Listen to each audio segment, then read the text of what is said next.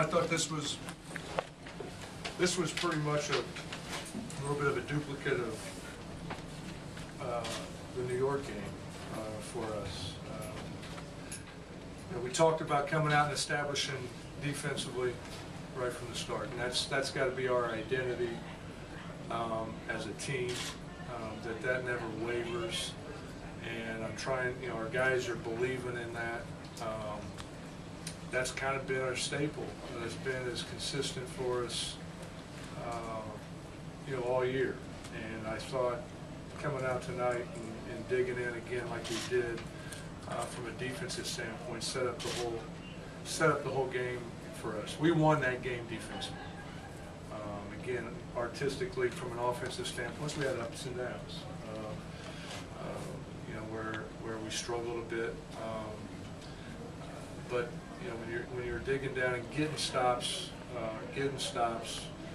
getting out in the open floor, getting pace into the game, keeping pace into the game, that's the way we have to play. So I thought, you know, this was probably one of our better defensive efforts for 48 minutes that we've had this year.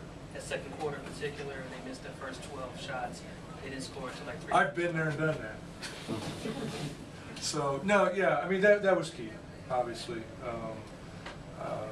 You know, because you know that first quarter was kind of from an offensive standpoint, we weren't going to send that clip, the clip of that quarter anywhere to have it in the archive anywhere. So for us, what was we have 1.5 or first quarter to come out there and dig our feet in and come in at half 20 was huge for us. And this team, I mean, we knew they were going to come back. You know, I told these guys, this is a veteran group. They're going to come out. You know, let's get greedy right here from the start in the third quarter. You know, let's get greedy and you know make sure that we're not taking it easy. We're up 20. We can take a break here or there. So, and they did. They made their run. You know, when you got Joe Johnson, Darren Williams, and Brooke Lopez. You know, three bona fide all-stars.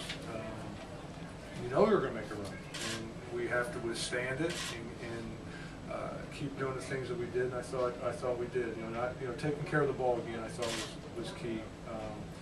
12 turnovers was big for us, and then you know we had to battle these guys even on the board. You know, last time we played them, the double overtime, I think they beat us by 22, and then really beat us up offensive rebounds. So. I thought we battled them pretty good today. Everybody likes to talk about teams getting on a roll or a player getting on a roll offensively, but you were on a roll defensively that second quarter. And yeah. I mean, it kept on going. It almost felt like, you know, is it ever going to end? You know, that. Well, I hope it does. Yeah. Don't. What, you want it to end? Oh well, I mean, come on, root for us a little bit. Yeah. Yeah, I know what you're saying. I know what you're saying, and it is. I mean, it's a mindset. You know, you don't have to have a ball go in anywhere on defense. You know, it's just a matter of 5 guys being connected, and we're connected right now, no question. And we're covering for each other, and you know, that's the main thing. We've got 5 guys that are committed, defensively, and you're going to make mistakes, yeah. But you know what? I like our mistakes now being made because they're aggressive. We're over-aggressive. We're trying too hard. I can take those as a coach. You can't take the ones where, you know, you're just, oh, I'm just out here. How much did that double overtime loss fuel this game? Oh, I don't know. That's a question I think you have to ask them. You know, it was, what, January 4th, I believe, so it's over a month. For me, it was a long, long time ago, it seems like. So, but it did hurt. You know, that was a tough one to lose, and you know, I reminded them about it. I don't think I needed to. They'll probably give you the same answer that they were. You know, we were up 8, was a minute 40 to go, and first overtime, and couldn't close it out. How do you sustain this now on the road? Well, that's what we got to do. You got to play better on the road. You know, that's the bottom line in this league. You know, people that may or may not believe in home court advantage. There is.